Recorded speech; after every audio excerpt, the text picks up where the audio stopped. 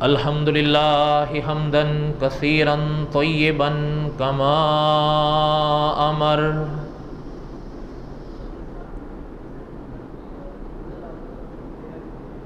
واشہد ان لا الہ الا اللہ وحدہ لا شریک لہ واشہد ان سیدنا وسندنا ومولانا محمدا عبدہ ورسولہ۔ ماہ رمضان سے پہلے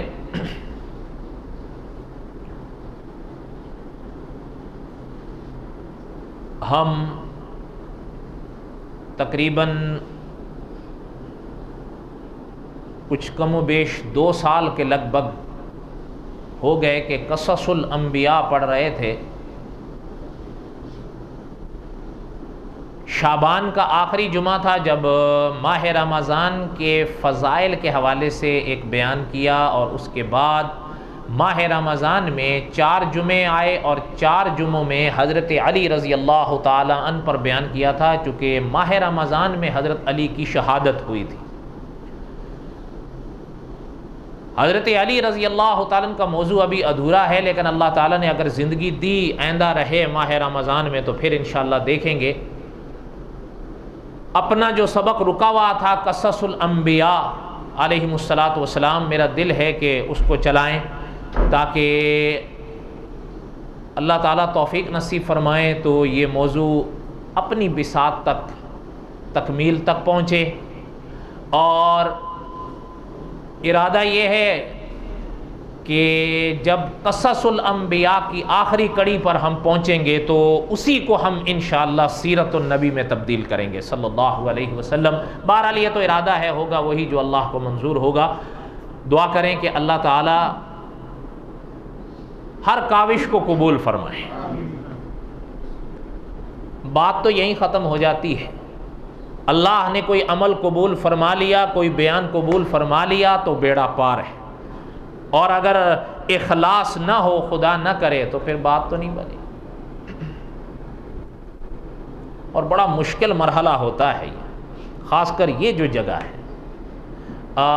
یعنی ہو سکتا ہے آپ کو بھی تجربہ ہو، یا جو بیانات کرتے ہیں ان کو بڑا تجربہ ہے اس چیز کا کہ کبھی کبھی ہم بھی پریشان ہو جاتے ہیں، چونکہ یہ مرحلہ ایسا ہوتا ہے کہ یہاں آنے سے پہلے ہمیں شاید گلی میں بھی کوئی نہ جانتا ہو، لیکن جب یہاں بیٹھتے ہیں تو اللہ تعالیٰ کی عنایت ہوتی ہے۔ ہم بیٹھے یہاں ہوتے ہیں لیکن نام یا آواز جو ہے وہ دور دراز پہنچ رہی ہوتی ہے، تو روگی قسم کے لوگ ہیں، ہم ڈر لگتا ہے کہ کہیں ریا یا شہرت اس کے مریض ہو گئے تو پھر تو بیڑا غرق ہو۔ وہ دعا کریں کہ اللہ تعالیٰ حفاظت فرمائیں۔ کبھی کبھی بیانات، بہرحال خیر ہم دوسری طرف نکل جائیں گے۔ قصص الانبیاء علیہم الصلاۃ والسلام ہم پڑھ رہے تھے۔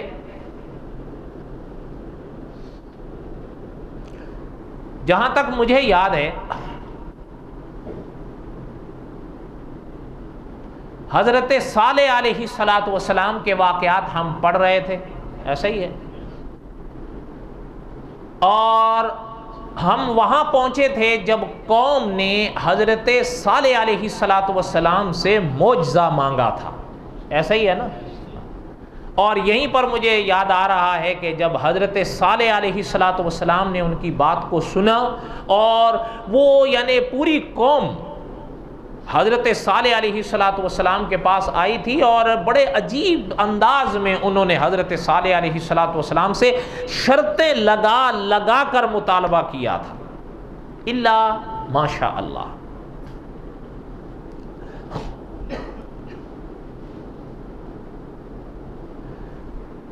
جب حضرت صالح علیہ الصلاۃ والسلام نے ان کے مطالبے کو سنا تو علماء مفسرین نے لکھا ہے، وہ واقعہ بھی ہم نے بڑی تفصیل سے پڑھا تھا، جب حضرت کا اپنی قوم سے مناظرہ ہوا تھا، اور اس موقع پر حضرت صالح علیہ الصلاۃ والسلام نے دعا مانگی تھی، اور جو حضرت صالح علیہ الصلاۃ والسلام کے ماننے والے تھے، جو مسلمان تھے، انہوں نے حضرت صالح علیہ الصلاۃ والسلام کی دعا پر آمین کہا تھا۔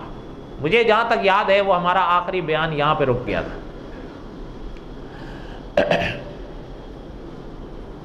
جب حضرت صالح علیہ السلام نے دعا مانگی اور خدا کے نیک بندوں نے آمین کہی،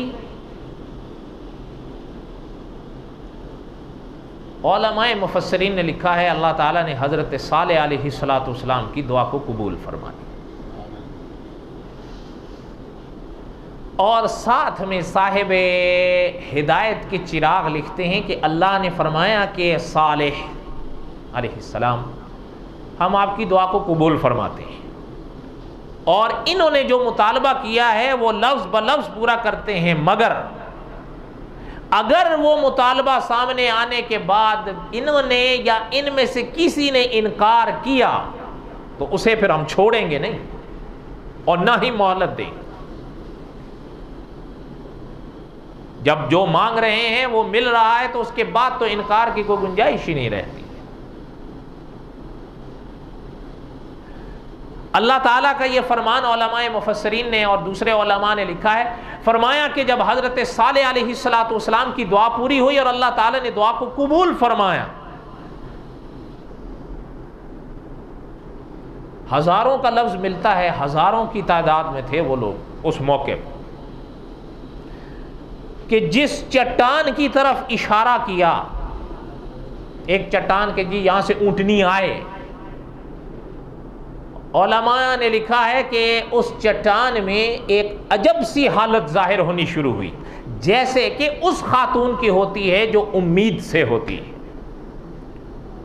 حالانکہ ہم نے ابتدا میں یہ اسباق پڑھے تھے کہ عادت تو یہ ہے اونٹنی کا جنم یا اونٹ کا جنم اونٹنی سے ہو، لیکن ان کا مطالبہ ہی الگ تھا، یہ تو معجزہ مانگ رہے تھے، اور ان کا کہنا یہ تھا کہ معجزہ دیکھیں گے تو ہم آپ پر ایمان لے آئیں گے، ہمیں یقین ہو جائے گا کہ آپ خدا کے رسول ہیں۔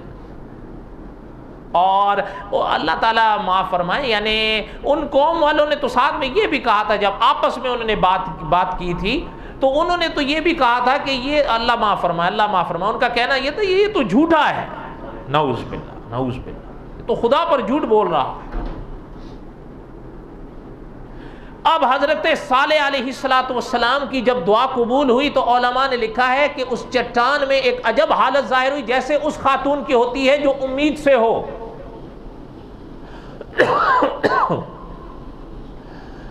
اور وہ دیکھ رہے ہیں کہ ان کے دیکھتے دیکھتے آنکھوں کے سامنے، پوری قوم کے سامنے، اس چٹان سے اللہ تعالیٰ نے ایک اونٹنی کو جنم دیا، اور اونٹنی بھی یعنی ایسی نہیں جیسے انہوں نے مانگی تھی، اس کا رنگ بھی کیا کہنے، اس کا قد بھی کیا کہنے، اس کا حجم بھی کیا کہنا، بلکہ علماء نے فرمایا کہ پیشانی پر اس کا کالا داغ نما رنگ تھا، ایک عجب شے تھی وہ، اور جو دیکھتا تھا وہ دنگ رہ جاتا تھا۔ اچھا، وہ جب آئی، آپ کو یاد ہوگا ان کا چوتھا مطالبہ یہ تھا کہ وہ اونٹنی تو ہو لیکن حاملہ ہو۔ علماء نے لکھا ہے کہ اللہ تعالیٰ نے ان کا اس مطالبے کو بھی پورا کیا، وہ چٹان سے پیدا بھی ہوئی، رنگ بھی وہی، نقش بھی وہی، اور حاملہ بھی۔ اور جب وہ سارے دیکھ رہے ہیں، جب وہ اس کا جنم ہوا اپنے آپ کو اور ایک دوسرے کو دیکھ رہے ہیں، تو تھوڑے سے وقفے کے بعد اونٹنی کو وہ درد ہوا جو اس خاتون کو ہوتا ہے جو امید سے ہوتی ہے، تو اونٹنی سے ایک اونٹنی کے بچے کا جنم ہوا۔ اب جب یہ منظر دیکھا تو الفاظ آئے، صاحب قصص الانبیاء فرماتے ہیں کہ حضرت صالح علیہ السلام تو خیر وہ تو خدا کے نبی تھے، وہ تو خدا کے نبی، خدا کے رسول، انہوں نے جب دیکھا وہ اپنی قوم سے کہنے لگے کہ ہاذہ ناقۃ اللہ، یہ اللہ کی اونٹنی ہے۔ یہ لفظ حضرت صالح علیہ السلام کے ملتے ہیں، اور قرآن نے بھی اس اونٹنی کو ناقۃ اللہ ہی کہا ہے۔ اب اچھا، ایک چیز چلتے چلتے سنتے جائیں،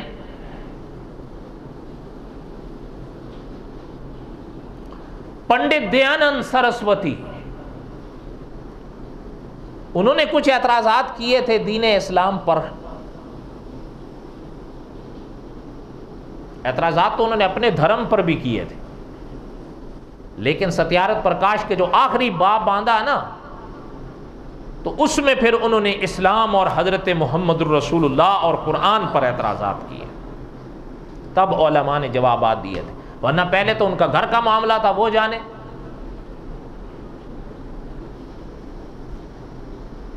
اب ان نے جو پنڈت دیانند سرسوتی نے جو اعتراضات کیے ہیں، ان میں ایک اعتراض اس کا یہ تھا کہ ہذہ ناقۃ اللہ، یا قرآن نے بھی اس اونٹنی کو اللہ کی اونٹنی کہا ہے، تو وہ کہتا تھا کہ یہ کیا ہے کہ وہ اللہ تعالیٰ کو بدو ہے کیا؟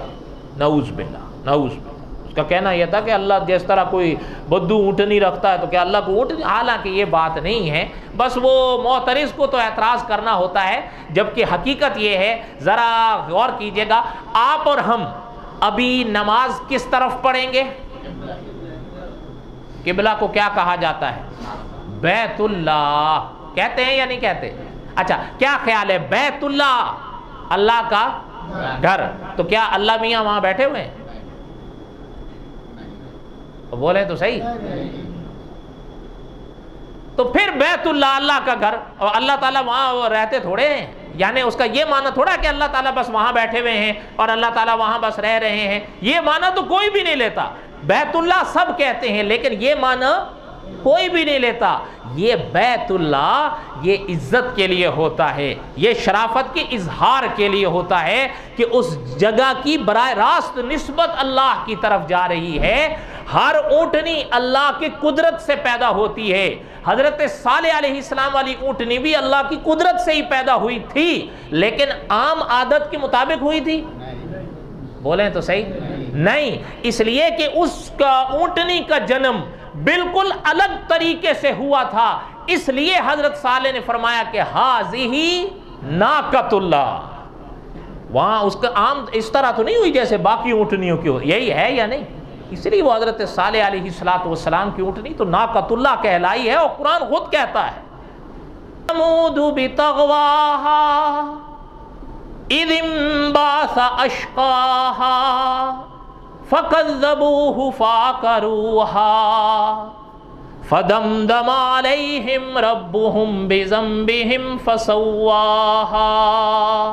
اور ذرا اس آیت کو پھر سے سنیں، كَذَّبَتْ ثَمُودُ بِطَغْوَاهَا إِذِ انبَعَثَ أَشْقَاهَا فَقَالَ لَهُمْ رَسُولُ اللَّهِ نَاقَةُ اللَّهِ۔ اب اونٹنی کا لفظ آ گیا، اللہ کی اونٹنی۔ کوئی بات سمجھ میں آ رہی ہے آپ کو؟ اچھا، اب جب حضرت صالح علیہ السلام نے دیکھا نا، اب اچھا وہ اونٹنی بھی اس کا قد، اب حضرت صالح علیہ السلام نے فرمایا میری بات سنو، قوم سے فرمانے لگے کہ مطالبہ تم نے کیا تھا اللہ تعالیٰ نے پورا کر دیا ہے، اب جرأت نہیں کرنا انکار کی۔ لیکن اس کے باوجود علماء مفسرین نے لکھا ہے کہ وہ ہزاروں کی تعداد میں تھے، 6000 لوگ تو اس اونٹنی کو دیکھ کر حضرت صالح پر ایمان لے آئے، باقی پھر اکڑ گئے، وہ کہنے لگے یہ تو جادو ہے، یہ کیسے ہو سکتا ہے؟ مانگا بھی خود، اب کہہ دیا جادو۔ یہ تو بالکل وہی بات ہے کہ جیسے اکابر نے فرمایا ہے کہ حضرت محمد الرسول اللہ صلی اللہ علیہ وسلم سے مطالبہ کیا کہ چاند کو 2 ٹکڑے کر کے دکھا دیں ہم مان جائیں گے۔ آپ صلی اللہ علیہ وسلم، آپ نے سیرت کا مشہور واقعہ ہے، آپ صلی اللہ علیہ وسلم نے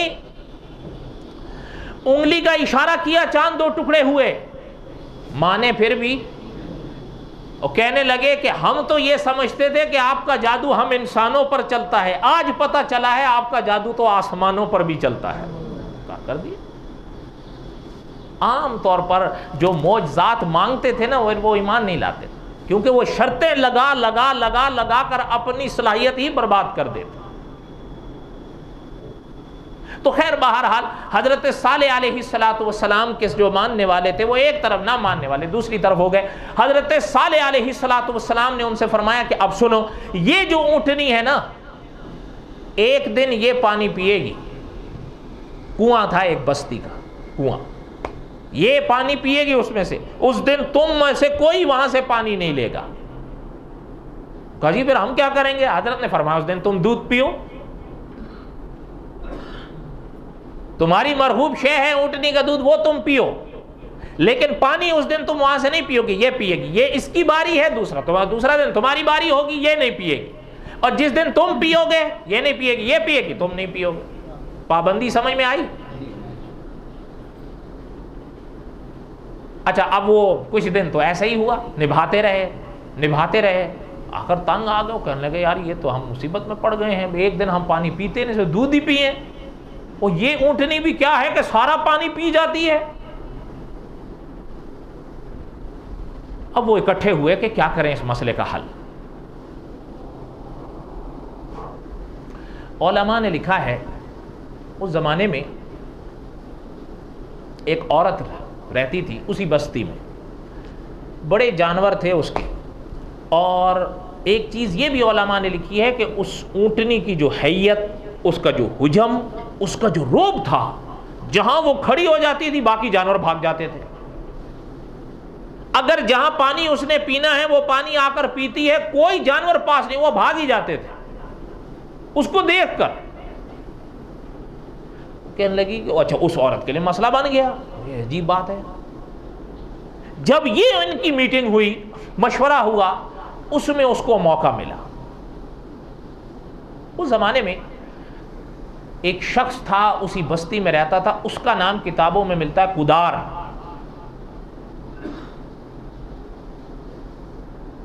اس عورت نے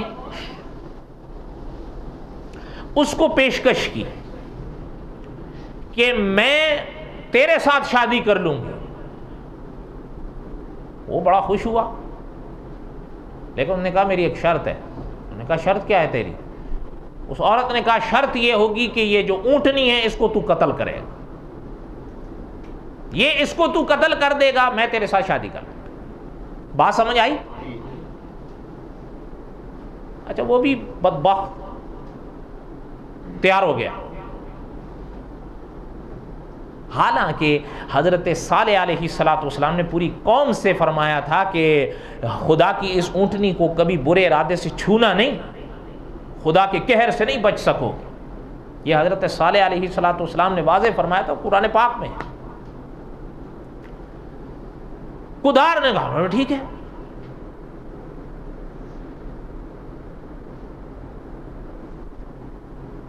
اس نے اس عورت کے اس مطالبے کو اور شرط کو مان لیا۔ انہوں نے کہا کہ ٹھیک ہے، دیکھو میں اس اونٹنی کو قتل کروں گا، یہ میرا کام ہے، لیکن پھر تم اپنی بات پہ پکی رہنا۔ انہوں نے کہا میں پکی ہوں، تم اپنا کام کرو۔ یہ ایسا شخص تھا، اس کو آپ صلی اللہ علیہ وسلم نے بڑے بدبختوں میں شمار کیا ہے، بڑا بدبخت کہ جس نے خدا کی اونٹنی کو کاٹا۔ اچھا اب وہ کیا ہوا کہ علماء نے لکھا ہے کہ اونٹنی حضرت صالح علیہ السلام کی اور ساتھ میں اس کا بچہ ایک جگہ سے چلتے جا رہے تھے، یہ چھپ کر بیٹھ گیا۔ علماء نے اس کے ساتھ اس کے اور چیلے چانٹوں کا بھی ذکر کیا ہے، بہرحال اصل تو یہی تھا بڑا۔ یہ چھپ کر بیٹھ گیا اس اونٹنی کے انتظار میں۔ اب وہ جیسے ہی اونٹنی سامنے آئی نہ چلتے ہوئے، علماء مفسرین نے لکھا ہے کہ اس نے پہلا وار اونٹنی کی ٹانگوں پر کیا۔ جیسے ہی ٹانگوں پر وار کیا تو وہ گر گئی۔ اب وہ جو گری تو یہ خود اور اس کے جو چیلے چانٹے تھے نا، وہ سارے اس پر کھڑے ہو گئے اور زور زور سے وار ایسے کیے کہ اونٹنی کے وجود کو ٹکڑے ٹکڑے کر دیے۔ اور علماء نے لکھا ہے کہ جب یہ وار کر رہے تھے، اس نے 3 بار آوازیں دیں جس سے پورا ایک علاقہ متاثر ہو، یعنی بہت زوردار آواز، مانا یہ زوردار آوازیں 3 بار نکالی، اور اس کے بعد جو وار اس نے کیا ہے تو اس سے اونٹنی کا دم ہی ٹوٹ گیا۔ جو اس کا تھا بچہ اونٹنی کا، اس کے بارے میں کتابوں میں ملتا ہے کہ اس کے سامنے یہ سب ہوا۔ ان کے اندر اتنی صلاحیت تو ہوتی ہے، اس نے آوازیں نکالی لیکن وہ وہاں سے بھاگ گیا۔ بعض نے یوں لکھا ہے کہ اس کو بھی پکڑ کر مار دیا، لیکن دوسرے مفسرین نے فرمایا کہ نہیں، پرانی کتابوں کے ذریعے یہ پتہ چلتا ہے کہ وہ وہاں سے بھاگا اور ایک پہاڑی کی وادی تھی، پہاڑی نما، اس کے اندر داخل ہوا اور ایک طرح کی آوازیں نکالنے کے بعد وہ غائب ہو گیا. اس کے بعد اس کا کوئی ذکر نہیں ملتا کہ وہ کہاں گیا. اب جب یہ ہوا تو حضرت صالح علیہ السلام، یہ تو مار کر چلے گئے، حضرت صالح علیہ السلام کو پتہ چلا تو حضرت صالح علیہ السلام تشریف لائے. جب حضرت تشریف لائے تو حضرت نے جو دیکھا اور سنا تو حضرت کی آنکھ نم ہو گئی. اب حضرت نے فرمایا کہ بدبختو، میں نے تم لوگوں سے کہا تھا کہ اس کو برے ارادے سے چھونا نہیں، لیکن تم لوگوں نے تو اس کو ٹکڑے ٹکڑے کر دیا ہے. اب حضرت صالح علیہ السلام نے فرمایا کہ اب خدا کے قہر کا انتظار کرو، تمہیں صرف 3 دن کی مہلت ملے گی. کتنی؟ 3 دن. کذبت ثمود بطغواہا اذ انبعث اشقاہا فقال لهم رسول اللہ ناقۃ اللہ وسقیاہا فکذبوہ فعقروہا فدمدم علیہم ربہم بذنبہم فسواہا. اللہ نے الٹ کر کر مارا ہے. یہ انشاءاللہ ہم زندہ رہے تو آئندہ پڑھیں گے. کہنے کا مقصد یہ تھا کہ اللہ، یہ ان آیات میں آپ قہر کا جو ذکر آ رہا ہے ان کے حوالے سے جنہوں نے یہ ظلم کیا تھا، فَدَمْدَمَ عَلَيْهِمْ رَبُّهُمْ بِذَنبِهِمْ فَسَوَّاهَا. الٹ مارا ہے اللہ نے. اللہ تعالیٰ کے قہر سے انسان کو ڈر کے رہنا چاہیے. بھئی مطالبہ بھی خود کرتے ہو اور پھر یہ ظلم بھی خود کرتے ہو، اور پھر وہ بھی بغیر اس وجہ کے حضرت صالح علیہ السلام کے سامنے اقرار بھی کرتے ہو اور پھر اس کے بعد یہ زیادتی بھی کرتے ہو ایک عورت کے ساتھ شرط پر. یہ بھی ایک عجیب فتنہ ہوتا ہے. ہم ماہ رمضان میں حضرت علی رضی اللہ تعالیٰ کے ابواب پڑھ رہے تھے نا. ابھی تو ہم وہاں نہیں پہنچے، اگر اللہ تعالیٰ نے زندگی دی ہم پہنچے وہاں پر. حضرت علی رضی اللہ تعالیٰ شہید ہوئے ہیں یا نہیں؟ آپ کو پتہ ہے حضرت علی رضی اللہ تعالیٰ عنہ کی شہادت کے لیے بھی ایک عورت نے شرط رکھی تھی ایک مرد سے. مانو گے آپ؟ اور آپ شاید نہ مانے، آپ صلی اللہ علیہ وسلم نے جہاں قدار کا ذکر فرمایا کہ وہ بڑا بدبخت تھا جس نے حضرت صالح علیہ السلام کی اونٹنی پر وار کیا، اسی حدیث میں حضور نے فرمایا کہ علی، ایک میری امت میں بدبخت آئے گا جو تیرے چہرے پر وار کرے گا اور اس کے وار سے تیری ساری داڑھی خون سے سیاہ ہو جائے، لال ہو جائے. یہ حضور نے اپنی زندگی میں فرما دی اور وہ ویسا ہی ہوا جیسے حضور نے فرمایا تھا. اس لیے کہ آسمان پھٹ سکتا ہے، لب مصطفیٰ کی جنبش غلط نہیں ہو سکتی. تو بہرحال یہ تو خیر دوسرا موضوع ہے. کہنے کا مقصد یہ تھا کہ حضرت صالح علیہ السلام نے فرمایا کہ اب 3 دن انتظار کرو. اچھا، ایک تو یہ ہے نا سورۃ شمس میں جہاں یہ اللہ تعالیٰ نے ذکر فرمایا. ایک اور موقع پر اللہ تعالیٰ نے جو ذکر فرمایا وہ اکثر آپ علماء سے سنتے رہتے ہوں گے. ان الذین آمنوا وعملوا الصالحات. ترغیب اور ترہیب، ترہیب اور ترغیب دونوں طرح سنگ سنگ آ رہی ہیں. ان الذین آمنوا وعملوا الصالحات لہم جنات تجری من تحتها الانہار ذالک الفوز الکبیر. اب اس کے بعد دیکھ، ان بطش ربک لشدید انہو ہوا یبدئ ویعید وہو الغفور الودود ذو العرش المجید فعال لما یرید هل اتاک حدیث الجنود فرعون وثمود. قرآن تو قرآن ہے. خیر کہنے کا مقصد یہ ہے کہ اللہ تعالیٰ ہم سب کو صحیح عقیدہ نصیب فرمائے. آپ دیکھیں بقیہ تک قصہ انشاءاللہ حضرت صالح علیہ السلام کا ہم آئندہ پڑھیں گے، لیکن اس موقع پر بھی علماء نے دعوت فکر دی ہے کہ آپ دیکھیں کہ اس قوم کے آگے پیغمبر علیہ السلام نے جو بات پیش فرمائی تھی وہ عقیدے کی تھی، اور پیغمبر کے آگے عقیدے کا انکار کر کے اس مطالبے تک پہنچے تھے. عقیدے کی اہمیت کو سمجھو، عقیدے کی اہمیت کو سمجھو. انہوں نے معجزہ مانگا، حضرت صالح علیہ السلام نے معجزہ دکھایا، وہ مانے وہ بولیں تو صحیح، خوش نصیب تھے وہ جو مان گئے، جنہوں نے معجزہ دیکھا مان لی، اور دیکھنے کے باوجود یہ نہ مانے بڑے بدبخت۔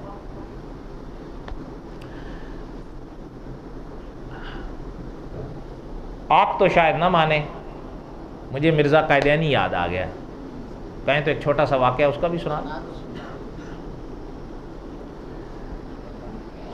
مرزا غلام احمد قادیانی کے جو دعوے تھے نا، ان دعووں میں ایک دعویٰ اس کا یہ تھا کہ میں حضرت عیسیٰ ہوں۔ سنیے گا میری بات کو توجہ سے، ہمارے آپ کے نزدیک حضرت عیسیٰ بن مریم نے آنا ہے یا نہیں؟ اور پیش گوئیاں اسلام کی کتابوں میں موجود ہیں کہ حضرت عیسیٰ نے آنا، مانتے وہ بھی ہیں کہ آنا تھا، آنا تھا۔ اچھا، مانتے ہم بھی ہیں کہ آنا ہے۔ فرق سنیے، ہم یہ کہتے ہیں، ہم سے مراد علماء، ہم سے مراد مسلمان، ہم یہ کہتے ہیں کہ جو اصلی تھے انہوں نے ہی آنا ہے۔ نہیں سمجھ آئی بات آپ لوگوں کو؟ پہلے آپ ان سب کو دیکھ لو جو آ جاتے ہیں، پھر اگلی بات میں سناؤں گا۔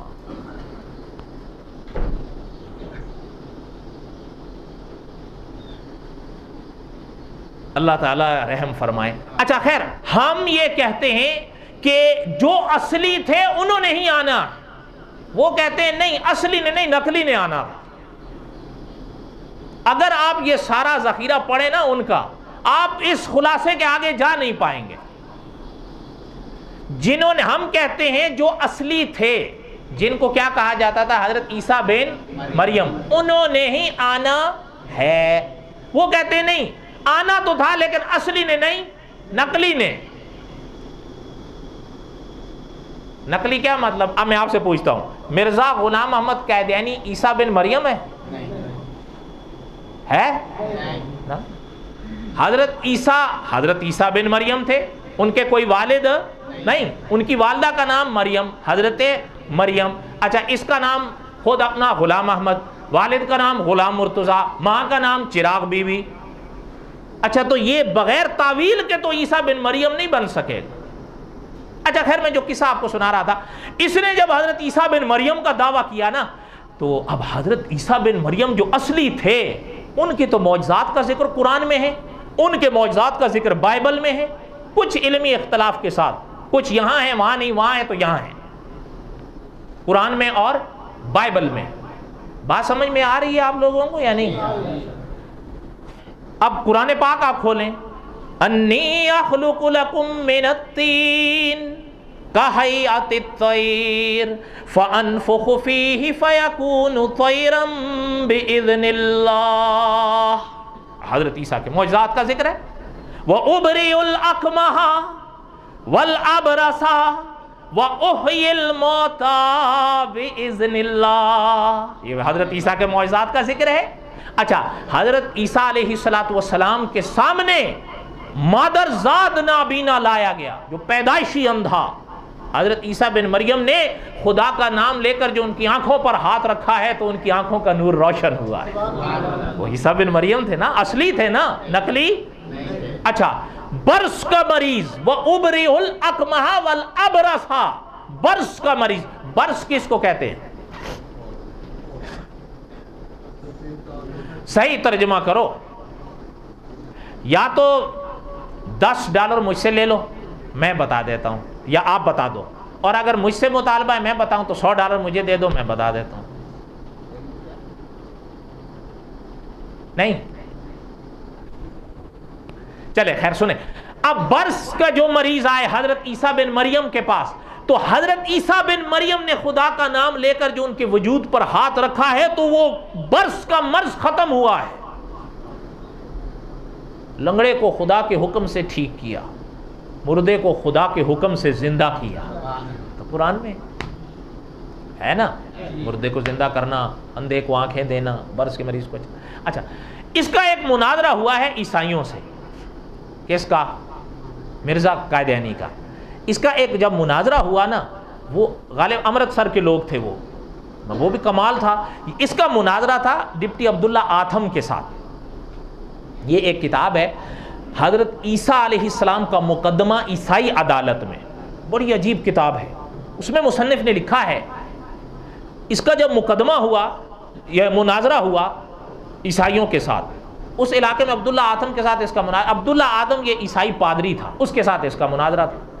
اچھا جب یہ مناظرہ جاری تھا نا, وہاں امرتسر کے جو لوگ تھے ایک لنگڑا لے آئے, ایک اندھا لے آئے, ایک برس کا مریض لے آئے اور ایک مردہ لے آئے, سامنے لا کے رکھ دیے, بیٹھا دیے.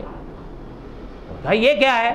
انہوں نے کہا کہ جی آپ کا دعویٰ ہے کہ ہم عیسیٰ بن مریم ہیں, تو آپ کو باقی دلائل یا باقی باتوں پر کیا کرنا ہے؟ یہ لنگڑا بیٹھا ہے اس کو ٹھیک کر دو, یہ اندھا بیٹھا ہے اس کو ٹھیک کر دو, یہ برسی بیٹھا ہے اس کو ٹھیک کر دو, یہ مردہ ہے اس کو زندہ کر دو, خود بخود ثابت ہو جاؤ گے. یہ حضرت عیسیٰ کی ساری شانیں تھیں. جب آپ کا دعویٰ ہے کہ میں عیسیٰ بن مریم ہوں تو پھر یہ سارے, یہ تو بڑی آسانی سے ثابت ہو جائے گا یا نہیں؟ عبداللہ آتھم کا جو مناظرہ ہو تو وہ جانے, لیکن ہم تو آپ کے ساتھ 2 اور 2 4 والی بات جانتے ہیں کہ آپ اگر عیسیٰ بن مریم ہیں تو یہ تو ساری چیزیں حضرت عیسیٰ بن مریم کرتے تھے, وہ تو قرآن میں ہے. حضرت عیسیٰ بن مریم علیہ السلام نے اندھوں کو شفا دی اللہ کے حکم سے.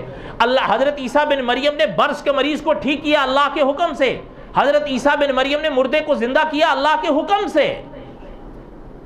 تو آپ یہ کر دیں, آپ کا دعویٰ ثابت ہو جائے گا. اب حضرت عیسیٰ جو یہ کرتے تھے وہ اصلی کرتے تھے نا؟ یہ اصلی تھا؟ مل کے بولو, اصلی تھا یا؟ اچھا ان کا شیزان جوس اصلی ہے یا نقلی ہے؟ وہ اصلی ہے یا نقلی ہے؟ نقلی ہے تو پھر پیتے کیوں ہو؟ اگر یہ نقلی ہے تو پھر مت پیو. اور علماء یوں کہتے ہیں مت پی, کیا مت پی. خیر بہرحال اب یہ اس کے بس میں نہیں تھا. معجزات اللہ کی قدرت سے ہوتے ہیں سچے خدا کے نبیوں کے ہاتھوں پر, نقلیوں کا یہ کام نہیں ہے. اچھا اس نے اب کیا کیا؟ اب یہ تو پھنس گیا, سوچا بھائی یار یہ کیسے کروں گا, یہ تو اصلی کرتے تھے. آخر اس کو خود تو پتا تھا نا. اس نے کہا کہ جی حضرت عیسیٰ بن مریم کے معجزات پہ کیا بات کرتے ہو؟ حضرت عیسیٰ بن مریم کا تو کوئی معجزہ ثابت ہی نہیں ہے. نہ رہے بانس اور نہ بجے بانسری, نہ 9 من تیل ہوگا نہ رادہ ناچے گی, نہ معجزات ماننے پڑیں گے اور نہ ثابت کرنے پڑیں گے. اس لیے دعا کریں کہ اللہ تعالیٰ حفاظت فرمائے. خیر میرے کہنے کا مقصد یہ تھا کہ جن لوگوں نے, یہ تو ایک ضمناً بات آئی, معجزات کا مطالبہ حضرت صالح علیہ السلام سے کیا. جو خوش نصیب تھے وہ بہرحال مان گئے, جو بد نصیب تھے وہ نہیں مانے. لیکن معجزات پر ایمان رکھنا یہ اہل سنت کے عقائد میں سے ہے. یاد رکھیے گا, کوئی شخص معجزات کا انکار کر کے یا اولیاء کی کرامات کا انکار کر کے وہ اہل سنت کے دائرے میں نہیں رہ سکتا.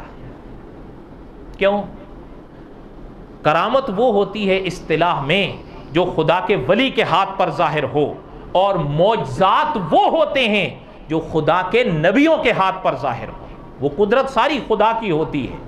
لیکن فقہ اہل سنت میں یہ مسئلہ درج ہے کہ جس شخص کے ضروری ہے یہ کہ آپ اور ہم خدا کے نبیوں کے معجزات کو بھی مانیں اور خدا کے ولیوں کی کرامات کو بھی مانیں. سمجھ آئی بات یا نہیں سمجھ آئی؟ ہاں یہ بہرحال ماننے والی چیز ہوتی ہے, اور دعا کریں کہ اللہ تعالیٰ صحیح عقیدہ نصیب فرمائے. ورنہ کبھی یہ ہوتا ہے نا, جس دور سے آپ اور ہم گزر رہے ہیں, یہاں ایسا تجربہ ہوتا ہے کہ بسا اوقات کچھ لوگ اب بھی ہیں, پہلے بھی تھے اب بھی ہیں, وہ خود پڑھنے کی کوشش کر رہے ہیں قرآن و سنت کے ذخیرے کو, اس سے ٹھوکریں لگتی ہیں.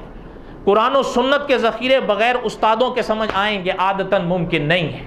یہ یاد رکھیے گا. علماء نے مثال دی ہے, اگر آنکھیں ہیں آپ کی, ان میں آپ اور ہم سرما ڈالیں, حضور کی سنت ہے یا نہیں؟